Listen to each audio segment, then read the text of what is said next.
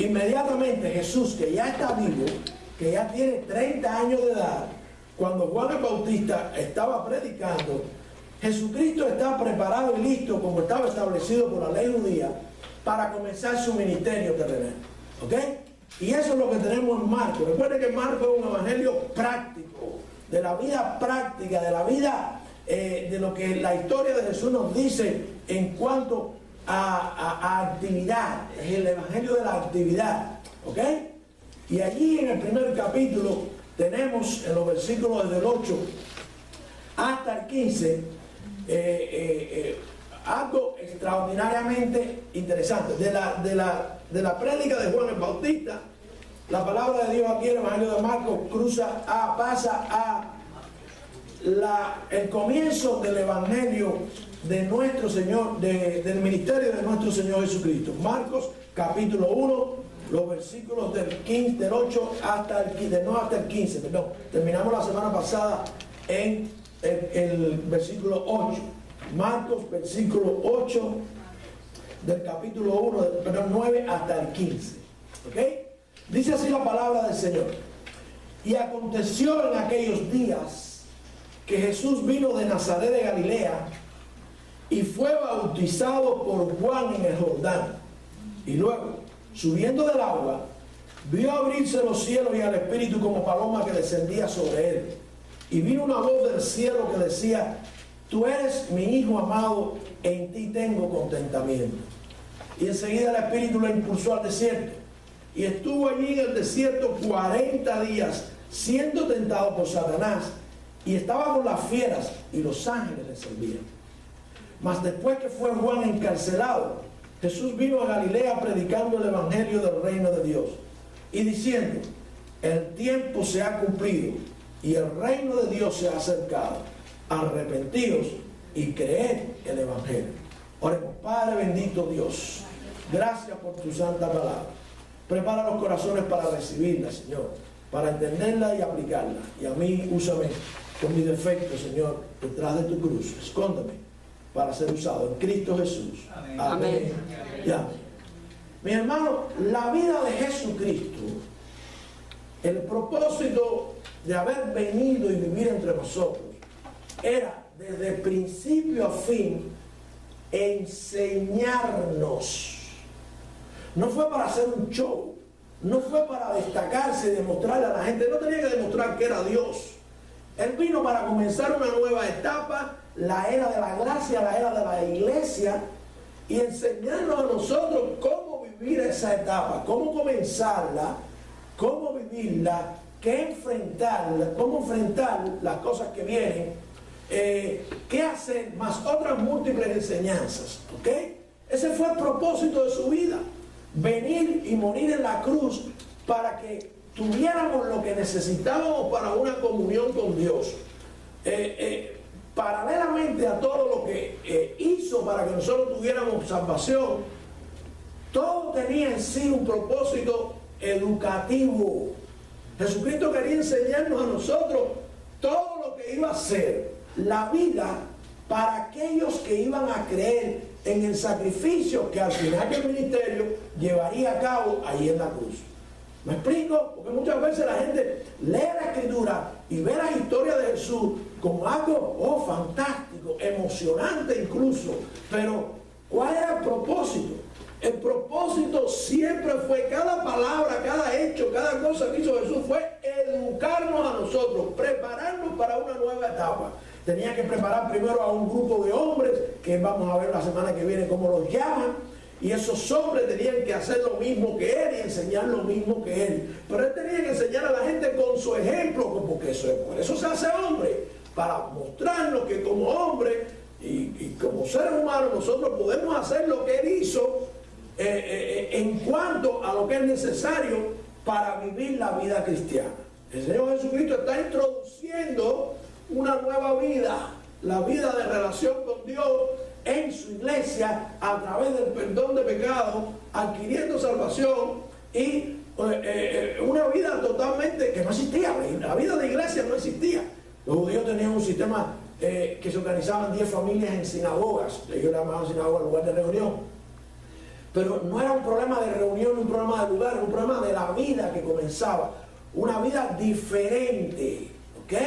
Los seres humanos a partir de entonces tendrían para sí la posibilidad de vivir de manera que podrían decir, somos hijos de Dios, y como hijos de Dios vamos a tener, hasta que estemos en la presencia, tenemos vida eterna, pero mientras estemos aquí, tenemos el ejemplo de Jesús para nosotros aprender cómo vivir. Esta porción que acabamos de leer es una porción que tiene por excelencia el mérito de enseñarnos a nosotros de manera general lo que es la vida cristiana. Cuando nosotros enseñamos a las personas qué es la vida cristiana, cómo empieza, qué se espera, cómo vivirla, cómo enfrentar todo lo que hasta ahora enfrentamos, pero de una manera diferente, eso es a lo que se le llama discipulado cristiano. Y déjenme decirles que es tan importante como la salvación. Puedes adquirir tu salvación. Si no tienes un discipulado cristiano, difícilmente disfrutes a plenitud de esa salvación. Yo recuerdo cuando llegué a este país, empecé a ver los videos de Billy Graham, aquellas manifestaciones gigantescas de aquel hombre predicando, multitudes y multitudes y multitudes. Y yo empecé a crecer en la vida cristiana y me preguntaba muchas veces, ¿y dónde está toda esa gente? Porque además no era solamente Billy Graham, eran muchos otros predicadores. Y esa gente, ¿qué hicieron con aquellos que eran su familia, sus hijos, sus amigos? Les predicaron lo mismo. ¿Dónde están? Porque definitivamente las iglesias ya estaban empezando a vaciarse. ¿Dónde están esa gente? Y poco a poco fui entendiendo que hay algo que no es solamente predicar. Gloria a Dios por la manera que usó Billy Graham, gloria a Dios por las almas que se salvaron, y no solo a eso, sino a muchos otros, pero hubo algo que falló. Y no falló Billy Graham, falló la iglesia. Una vez que la persona viene a Cristo, una vez que la persona se salva, alguien tiene que tomarlo de la mano y mostrarle cómo se vive la vida cristiana.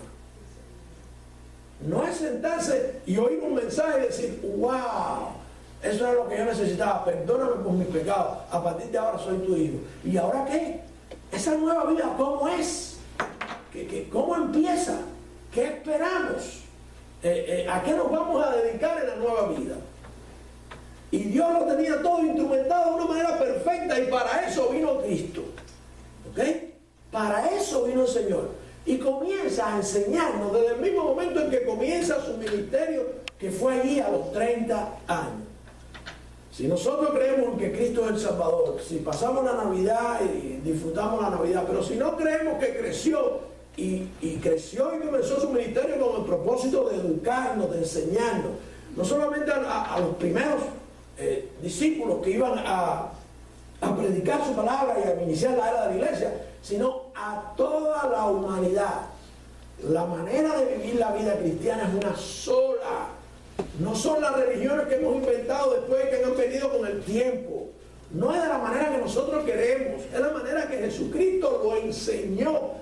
Quitamos, no asociamos las acciones de Jesús con lo que es la verdadera religión, la verdadera vida cristiana. Pensamos que otra gente puede agregarle algo a lo que enseñó Jesús. De hecho, todas las religiones agregan algo a lo que hizo Jesús. Jesucristo enseñó todo lo que necesitaba para ser una persona, vivir una relación con Dios. No se necesitaba a ningún hombre, ni a ninguna mujer, ni a ninguna sociedad. No se necesitaba nada, solamente seguir las enseñanzas de Jesús. Por eso es que en la mañana de hoy, en esta porción, Jesucristo comienza dando una imagen general de lo que es el discipulado cristiano. Juan bautizaba, la gente se arrepentía, pero yo me imagino que le habrá pasado como a mí el día que vine a Cristo. ¿Y ahora qué? ¿Y ahora qué? Yo no sabía ni medianamente la Biblia, aunque me había metido a tratar de entender, sin el Espíritu Santo viviendo en mí, qué era lo que quería decir, cómo lo aplicaba en mi vida. Eso no funciona así. Eso no funciona. Las cosas comienzan como Jesús las estableció. Eres Dios y las cosas van a ser exactamente como Él nos dice. Pero hay tres aspectos importantes y generales, porque esto después, la palabra de Dios, yo quiero que ustedes entiendan que de alguna manera hay un orden en el que, empezando por la creación, en el que se nos dan las cosas generales primero, las cosas a vista de pájaro, de manera general, y después la misma Escritura se encarga de ir desarrollando y ampliando y diciéndonos cada una de esas partes generales que incluye. Pero Jesucristo, como también Dios mismo enseñándonos, comienza aquí en esta porción a decirnos y hablarnos de tres. En primer lugar, ¿cómo comienza la vida cristiana? ¿Ok? Juan preparó el camino, la gente se arrepintió, pero Jesucristo es el encargado de decirle a la gente, en primer lugar, ¿cómo comienza la vida cristiana? La verdadera vida cristiana. Ayer mismo estábamos hablando con una señora que nos trajeron aquí, una señora que estaba buscando iglesia y nos la trajo un pastor americano. ¿Cuándo fue que conociste a Cristo y te hiciste cristiano? Siempre. No. Que tu familia sea cristiana, que tú vayas a una iglesia, que tus padres sean incluso pastores, que tú seas muy espiritual, no quiere decir que tú seas discípulo de Jesús, porque la palabra cristiana, si queremos, la primera vez que se le llamó cristiano a la gente fue allá en Antioquía, cuando la gente era perseguido por hacer y vivir lo que Cristo enseñó. Entonces ser cristiano es ser discípulo. Ser creyente es otra cosa, pero discípulo es el que sigue las enseñanzas de Jesús. Por eso fue que se ganaron el nombre de cristiano, que por cierto era despótico, era ofensivo. Cuando te decían cristiano, pero parece que los tiempos están volviendo. Hoy decirte cristiano, y por eso la gente no quiere hacer las cosas que hace un cristiano para que no le digan cristiano, ¿verdad? Los tiempos están volviendo. ¿Qué nos enseña Jesús acerca de la vida cristiana? ¿Cuál es ese discipulado que se necesita de manera general para enseñarle a la gente? A veces no tenemos mucho tiempo y tenemos que darle a las personas que vienen a Cristo un informe general de lo que les espera. Bueno, Jesucristo con su vida nos enseñó, tenía necesidad de Jesucristo de hacer todo lo que empieza a hacer aquí. El propósito era enseñarnos que eso es lo que nos espera a nosotros, eso es lo que nosotros tenemos que hacer para comenzar, y ese es el propósito con el que tenemos que vivir. Esos tres puntos, pero que se los voy a decir con más claridad ahora. En primer lugar, la vida cristiana, si de verdad usted oyó a Juan el Bautista diciendo que se arrepintieran de sus pecados, si de verdad usted entendió, fíjense que antes de hacer nada, porque mucha gente quiere ser cristiano, yendo a la iglesia, leyendo la Biblia, no. Nada de eso.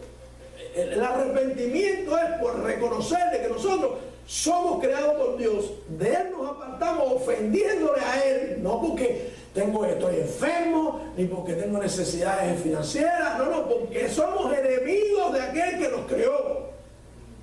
Y por tanto necesitamos su perdón. Y un día decimos, hasta aquí, perdóname por mis pecados. No hay otra manera de comenzar la vida cristiana. Pero acuérdense que el Evangelio es práctico. Esta parte acerca de la salvación del alma se describe mejor en otros evangelios. El Evangelio de Lucas, ¿verdad? Jesucristo enseña, y aquí también va a enseñar sobre qué es lo que hay que creer para ser salvo. Pero si la persona se arrepiente de corazón, aceptando que ha ofendido a Dios y que es enemigo de Dios, alcanzó la salvación. Pero muchas personas que alcanzan salvación, y perdóname mi hermano por poner el ejemplo, pero para la gloria de Dios, porque el hermano Johnny le habló de Cristo a su cuñado allí en el lecho de muerte, no pudo vivir la vida cristiana. Partió con Dios, pero no pudo vivir la vida cristiana, ¿verdad? El hombre en la cruz no pudo vivir la vida cristiana. Ahora, los que se quedan necesitan una instrucción para vivir la vida cristiana, y tiene que ser la instrucción que da Cristo, no la que da nadie. El discipulado cristiano, y nosotros nos consideramos culpables hasta cierto punto. Por eso miren, ahora los hombres vamos a empezar un discipulado cristiano. Miren lo que nos pasó con los hombres. Yo se lo digo porque nosotros somos una familia. Y el hermano Newton y yo, y aquí todos sabemos, y tenemos que crecer juntos, tenemos que ir adelante juntos, ¿ok? A los hombres pensamos que había que darle, yo creo que fue de buen provecho, yo creo que fue muy bueno, enseñarles de cómo el hombre sufre con heridas del pasado, heridas del presente, cómo tiene que ocupar su lugar en el hogar, cómo tiene que ponerse los pantalones de hombre y hacer cambiar la sociedad, porque lo que ha pasado es que el hombre ha dejado de ser hombre, y todas esas cosas también. Pero nos dimos cuenta en el transcurso que si no hay un discipulado cristiano, el hombre no tiene con qué luchar. El hombre no sabe lo que hacer. El hombre no sabe lo que le espera. Para decirle ahora, wow, ahora tienes que arreglar el mundo, ahora tienes que arreglar los hogares, ahora tienes que arreglar la sociedad, ahora tienes que ponerte los pantalones. Es difícil. Por eso la Biblia, sea cualquiera la edad en que la persona comienza su vida cristiana, para todo el mundo es igual. ¿Ok? Y tiene que empezar como si fuera un niño a recibir leche y después ir creciendo en alimento. Y eso es lo que está haciendo el Señor Jesús. Eso es lo que va a hacer el Señor Jesús. El Señor Jesús nos dice, recibiste a Cristo, me recibiste como Salvador de tu vida. Déjame enseñarte lo primero que tienes que hacer. Lo primero que tienes que hacer es decirle al mundo, he creído. He creído. Y no me avergüenzo del Evangelio, porque es poder de Dios. He creído, quiero que todo el mundo lo sepa. Recuerden el día que usted se enamoró.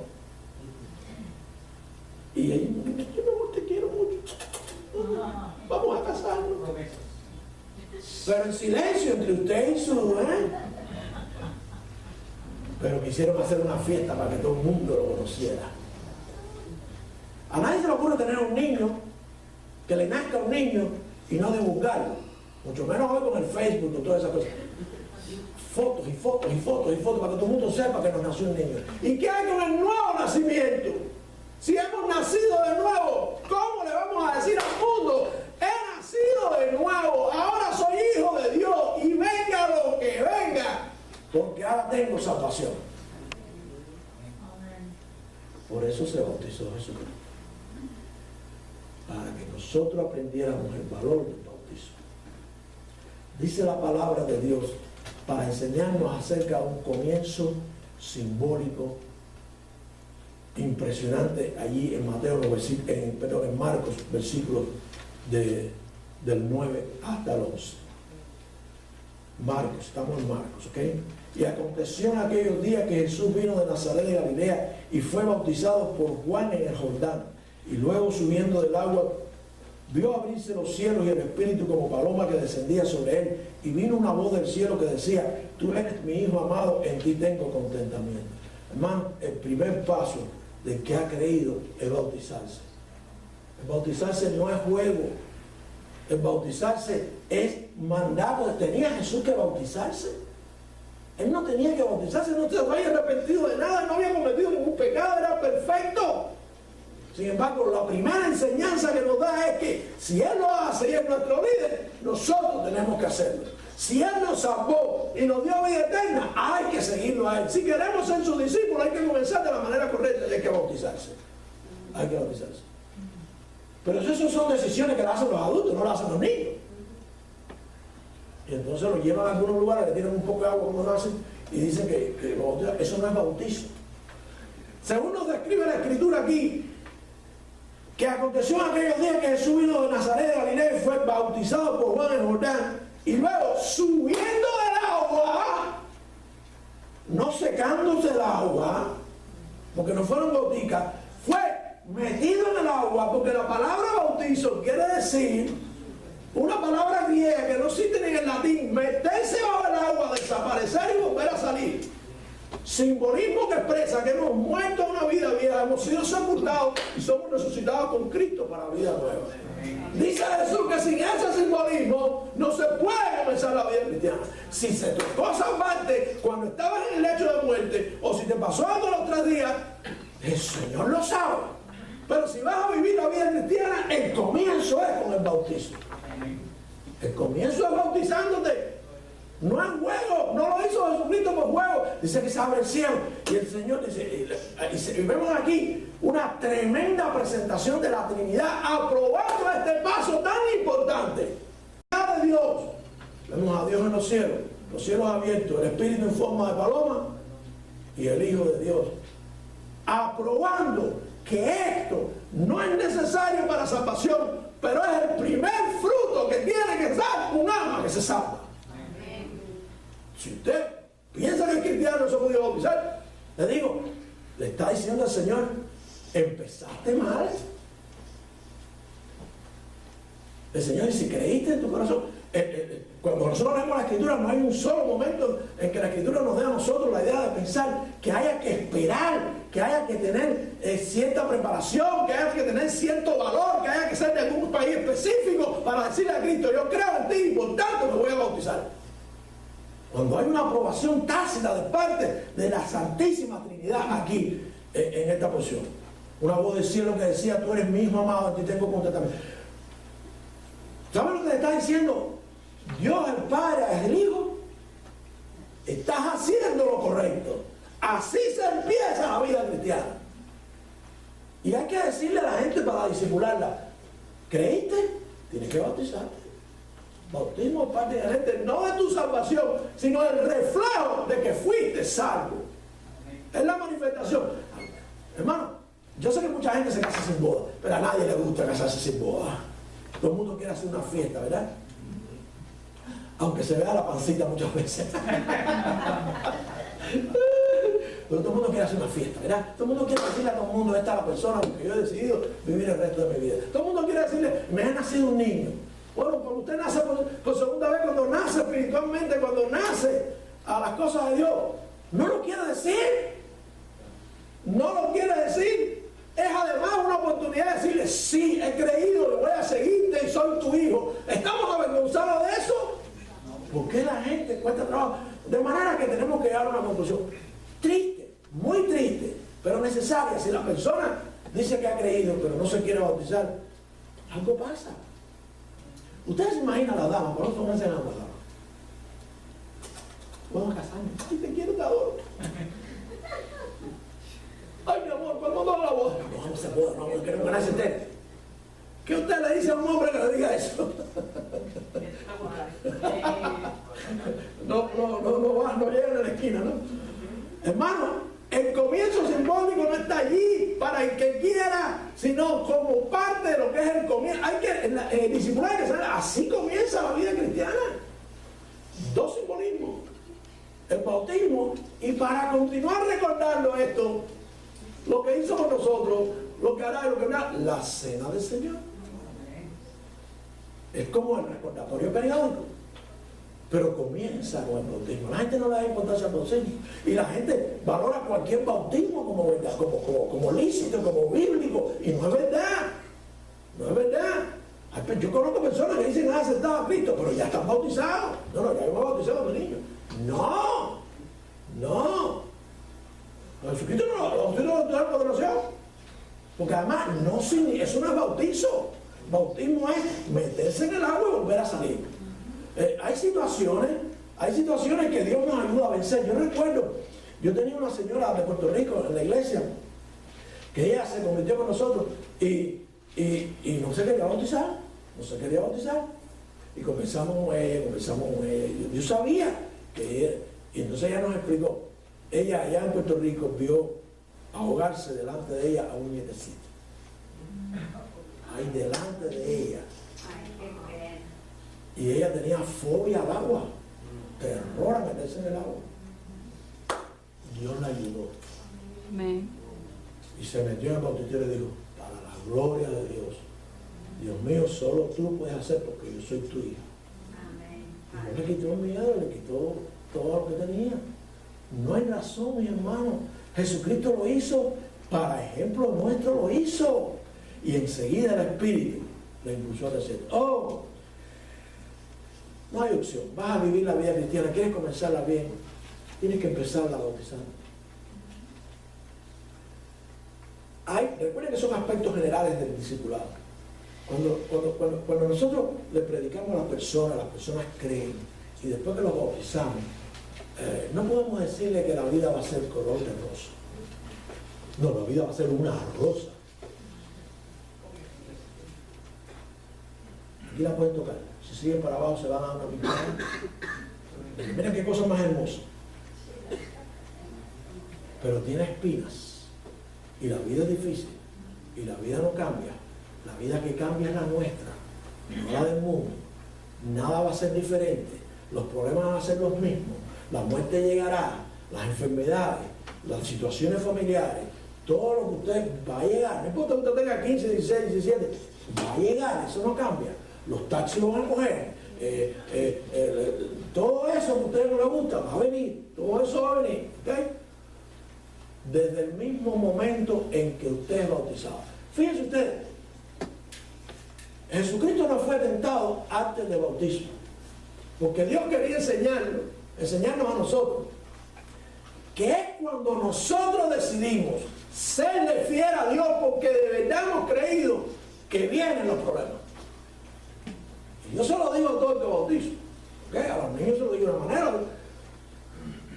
En cuanto te bautices, hiciste al diablo una persona miserable, una vez más miserable de lo que es. Porque le estás diciendo, ahora no puedes conmigo, ahora Dios está conmigo, ahora soy hijo de Dios, porque he decidido mostrarlo públicamente, serle obediente y bautizarme. Por eso es que Jesucristo es tentado, llevado al desierto y tentado una vez que se bautiza. Y es clásico. Las personas se bautizan y empiezan los problemas. ¿Qué problemas? Los mismos problemas de siempre, los que ya venían, los que ya la persona había sembrado, los problemas que ya estaban en camino. Pero Satanás los apura, Satanás los prepara, Satanás los adelanta, como que Satanás dice, me lo quitaron, lo perdí.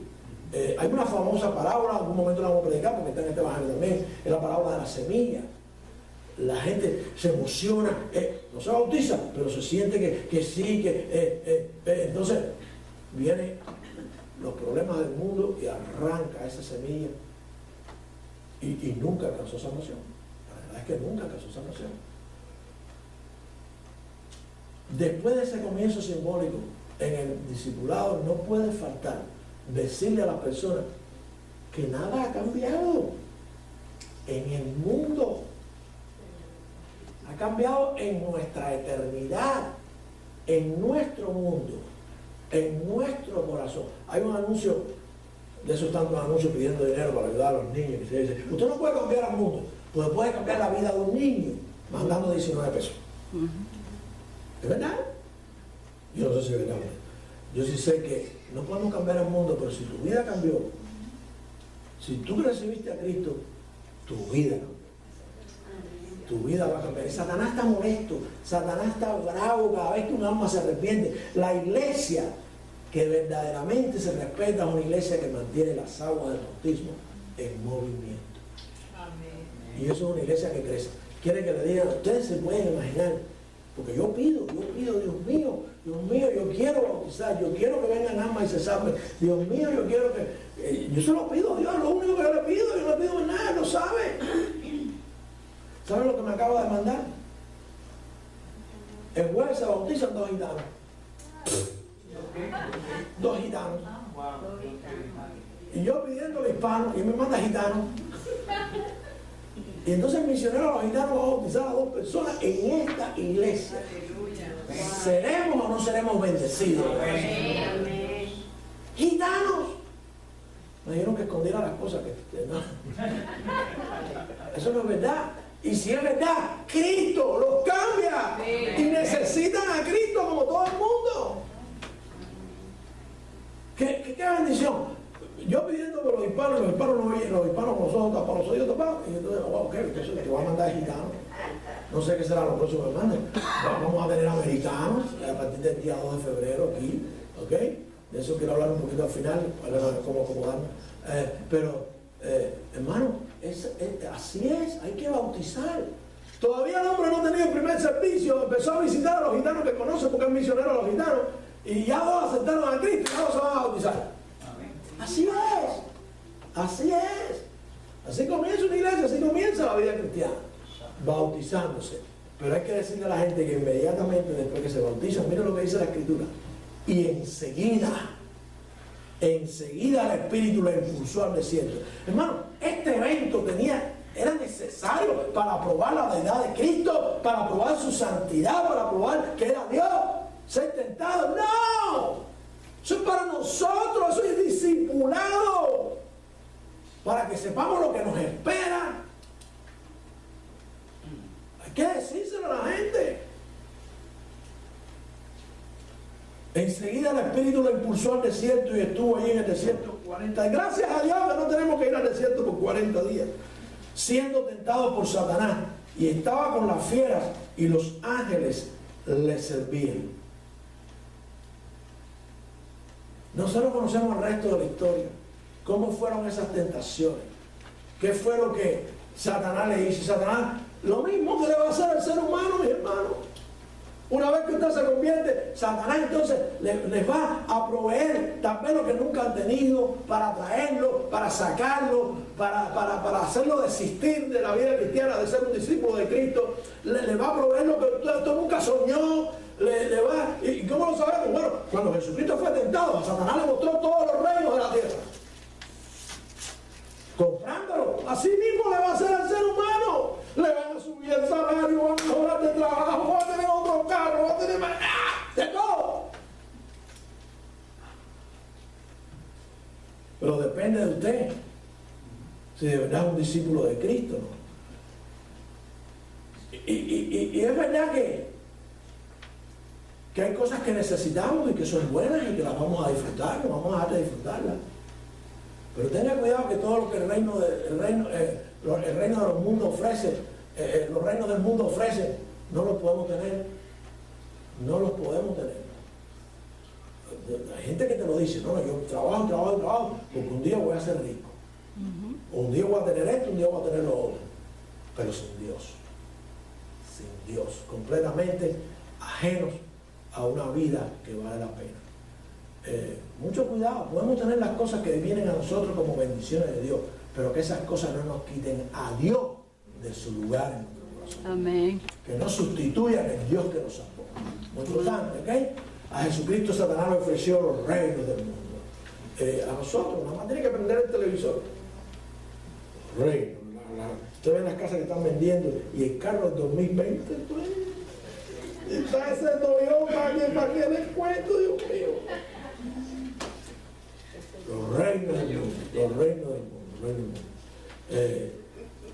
El último aparato para oír, el no sé qué, la última medicina. Yo veo las medicinas esas que ponen a los hombres fuertes. Perdón. No me dejes ser tentado. Ya, llegaste a los 60, ya eso se acabó.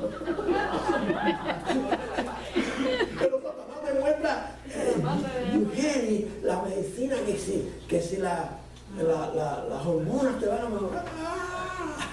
Eso es cuento. Hermano, hay una oposición diabólica una vez que decide ser realmente un discípulo de Cristo. Hay una oposición diabólica. Dice ahí, estuvo en el 140 días siendo tentado por Satanás y estaba con la fiera y los ángeles le servían. Pruebas de todo tipo. Santiago habla de las pruebas. Van a venir pruebas de todo tipo. De todo tipo. Vas a estar rodeado de fieras. ¿Ya? Pues Dios va a estar contigo. Vas a ser tentado, pero no más de lo que puedes, porque Dios no es el que tienta es Satanás. Depende de ti, está fuerte. Depende de ti, pero si no te bautizaste, Él no está contento. Entonces, ¿cómo puedo estar con Él si no me ha sido fiel en algo tan sencillo como decir públicamente, he sido salvo, soy hijo de Dios, quiero ser su discípulo? Allí en el desierto que es el mundo estamos nosotros, rodeados de fieras y los ángeles de Dios protegiéndonos y Dios mismo viviendo en nosotros. Esa va a ser la vida que no es diferente a la vida del que no tiene a Cristo, solamente en el sentido de que Dios está con nosotros. Ahora, que una vez que hemos creído, Satanás incrementa sus ataques hasta que llega un momento y dice, ya, no es por vencido. No es por vencido. este es un hijo de Dios, este no. Pero si él ve que hay un resquebradizo, si él ve que hay un hueco, si él ve que hay una oportunidad de meterse, si usted le da una uña, se va a coger el cuerpo entero. ¿Cuántas veces lo tentó y cómo lo tentó? Con los reinos del mundo, lo tentó con los ojos, las fuentes del pecado, con los ojos, con el orgullo y con la vanidad, ¿verdad? Con las fuentes del pecado. Le digo, si me adoras, te daré todo tu reino. Ahora, ¿cómo respondió Jesús? En otros evangelios está mejor explicado con detalle todas las tentaciones, en Lucas, en Mateo. ¿Cómo respondió Jesús? Porque esa otra parte, cuando vayamos entonces a describir esta parte de cómo es la vida de un discípulo, tenemos que decir, el discípulo, bueno, para defenderse de todo esto que tiene, la palabra de Dios. La palabra de Dios. Tenemos la Biblia para defendernos de los ataques de Satanás. Lo mismo que hizo Jesús. Jesús usó la palabra de Dios una y otra vez. Y dijo, escrito está. Escrito está. De manera que el paso número uno, bautizarse. El paso número dos, estar consciente y seguro, porque alguien nos enseña y nos dijo, esto no va a ser fácil, vas a ser atacado, pero vas a salir victorioso. Jesucristo está contigo. No lo abandones, no eches para atrás, no te amedrentes, sigue adelante, porque Él está con nosotros. Amén. Ese es el propósito de Jesús. El propósito de Jesús. Y después cuando uno tiene la salvación y ve todas estas cosas lindas y todas las cosas que dice la Biblia, dice, bueno, ¿y qué es lo que tengo que hacer? Y viene entonces el propósito de la vida en Cristo. El propósito de la vida en Cristo. Un comienzo simbólico. Dice la Escritura en Romanos 6:4 acerca de ese comienzo. En Romanos 6:4, porque somos sepultados con Él en la muerte por el bautismo, para que como Cristo resucitó de los muertos por la gloria del Padre, así también nosotros andemos en novedad de vida. Vida nueva. Y dice en Hechos 8, 37 y 38, y Felipe dijo, hablando con el eunuco, si crees de todo corazón, bien puedes. El eunuco le dijo, ¿me puedo bautizar? Mira, ya hay agua. Y él respondiendo dijo, creo que Jesucristo es el Hijo de Dios. Y mandó a detener el carro y descendieron ambos al agua y Felipe el eunuco le bautizó. Tan sencillo como si creíste, lo más normal que te bautice. Fíjense ustedes, cuando nosotros bautizamos a los niños, ellos no tienen ningún problema. Cuando ellos creen y tú le dices que hay que bautizarse, te caen arriba. Pastor, ¿y cuándo es el bautizo? Pastor, ¿y cuándo es el bautizo? Y no te dejan vivir. Y dice Mateo 28, 19, por tanto, ir y enseñar a todas las naciones, bautizándoles en el nombre del Padre, del Hijo y del Espíritu. Entonces, ¿es importante o no es importante el bautizo para comenzar? Sí. Ahora, la oposición diabólica, ¿cómo lo enfrentamos? Con la palabra de Dios.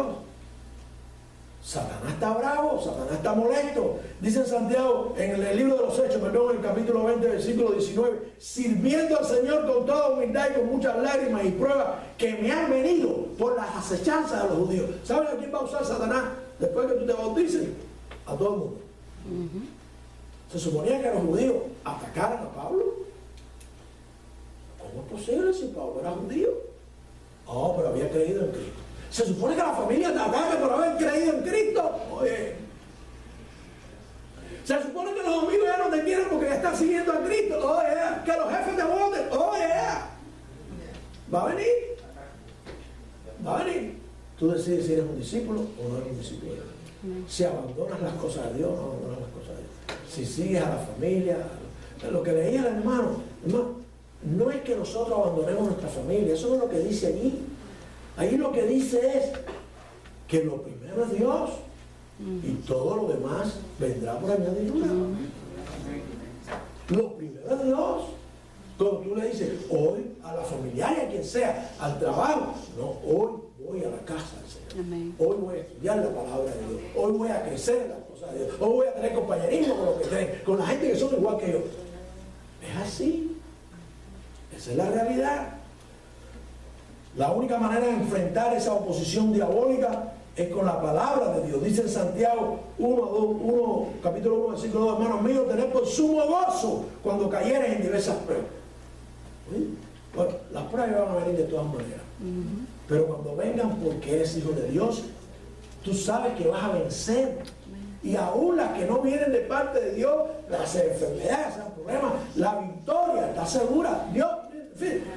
Dios nunca nos dijo que el viaje iba a ser tranquilo, pacífico, sin problema.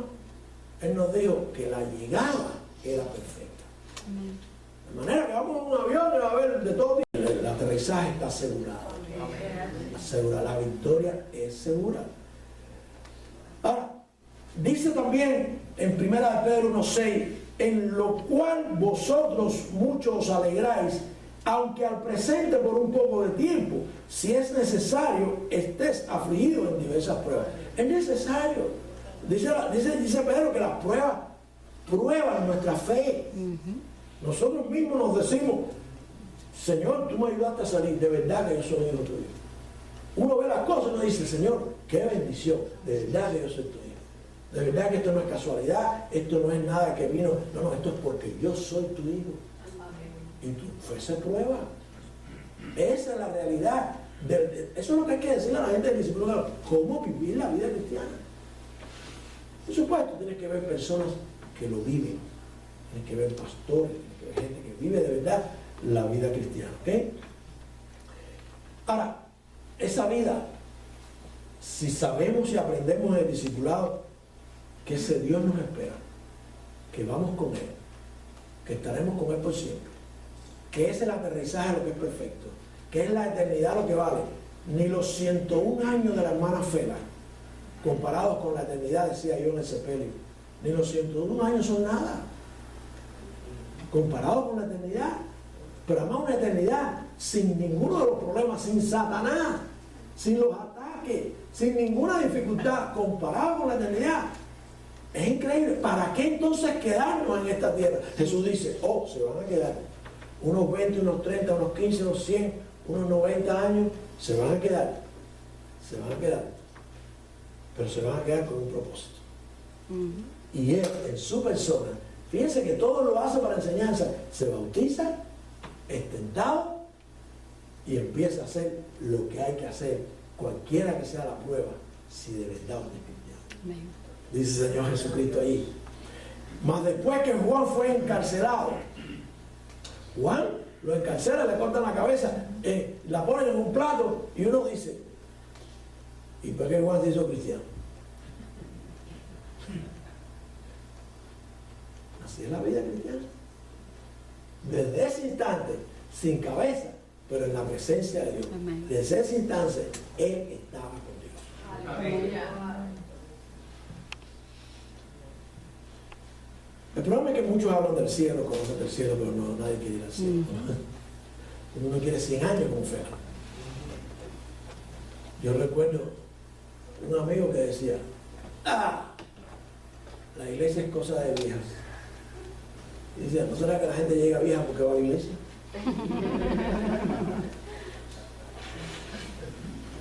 ¿No será que una relación con Dios es lo que alarga tu vida?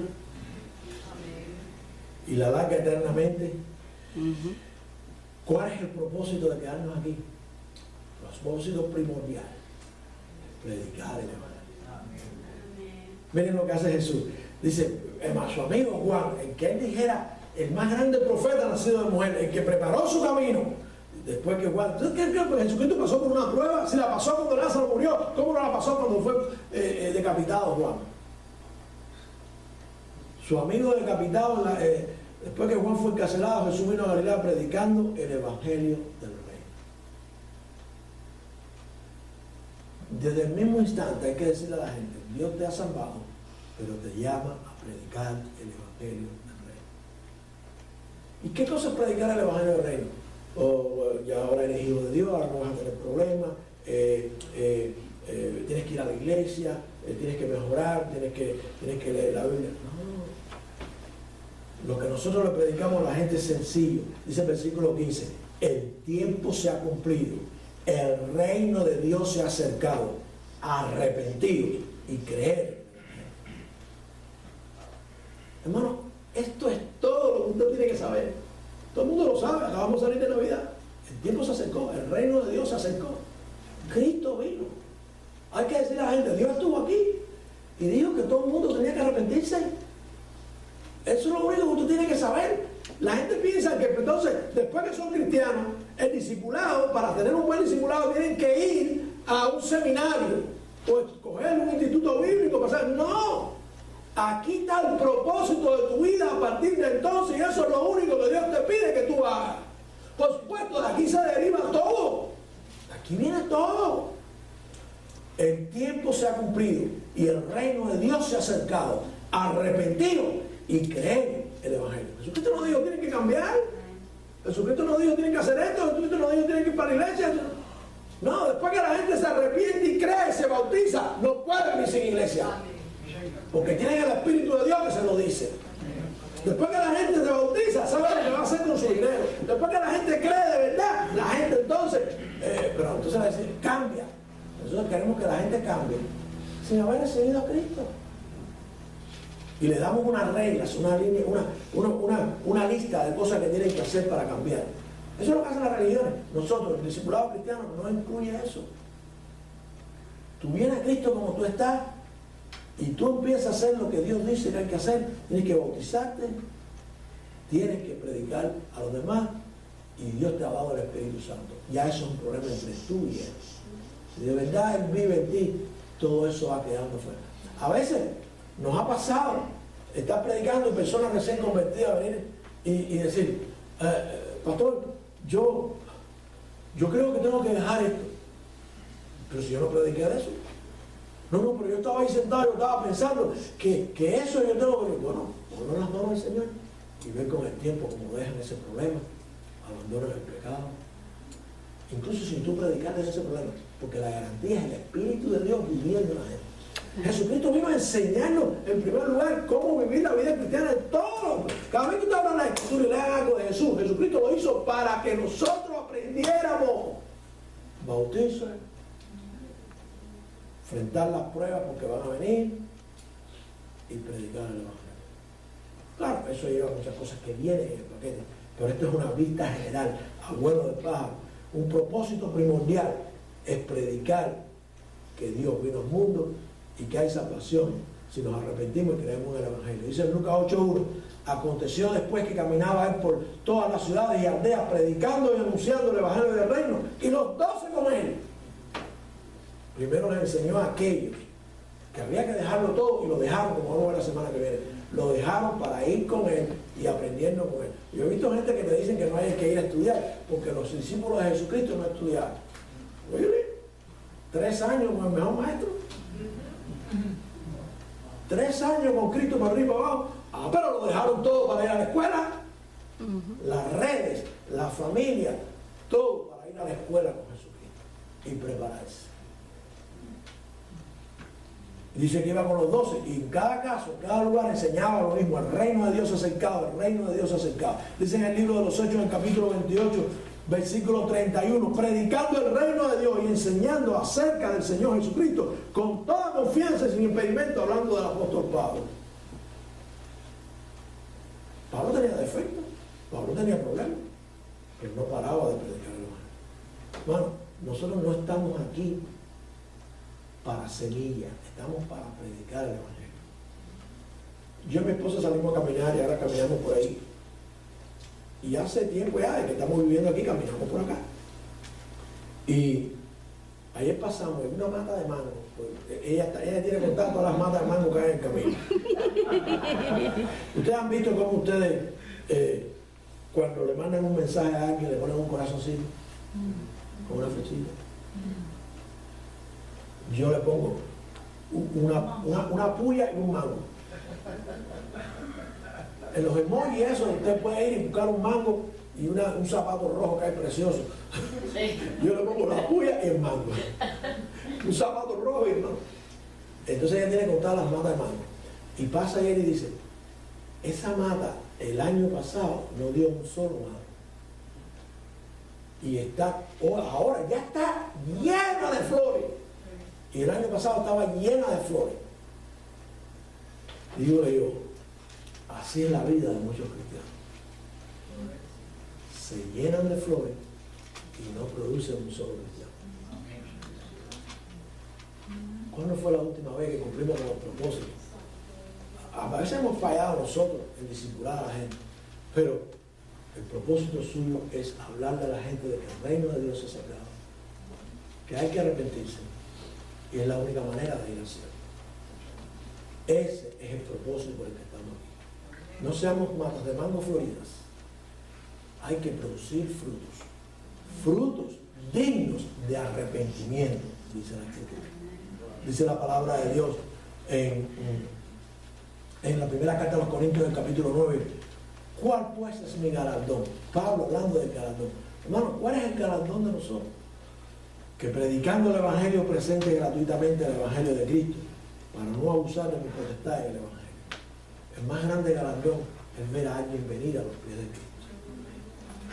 Por meses estábamos orando, Johnny y yo, por su cuñado. Qué alegría a Johnny cuando me dijo que había aceptado a Cristo. Se va del mundo con 50 años, pero se va a vivir la eternidad. Amén. Porque creyó en Jesucristo. ¿Es usted discípulo? ¿Es cristiano? ¿O simplemente cree estas cosas que decimos? Pero para usted no significa nada. El discípulo se va, cree. Por supuesto que cree. Pero producto de su fe salvadora, se bautiza, enfrenta todo lo que viene con Dios, porque Dios está con él, y se dedica al propósito primordial, que es anunciar el arrepentimiento y el Evangelio de Dios.